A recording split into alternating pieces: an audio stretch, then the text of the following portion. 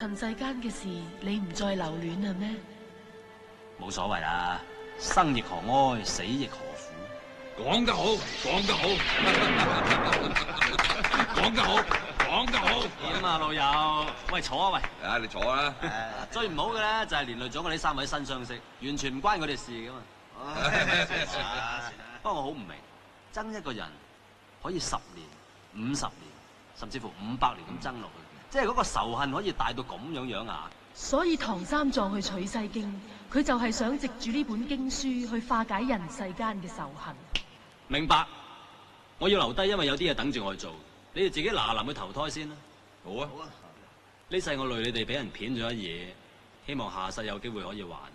要還起碼還3嘢。點話點好啦，菩提子。好啦，走啦，係咁先。再見，唔送啦。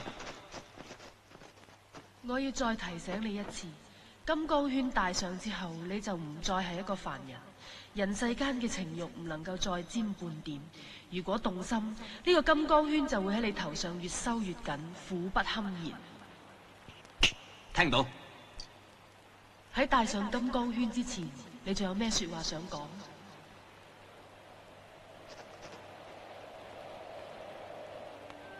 曾經有一份至真嘅愛情擺喺我面前，但我冇去珍惜，到冇咗嘅時候先至後悔莫及。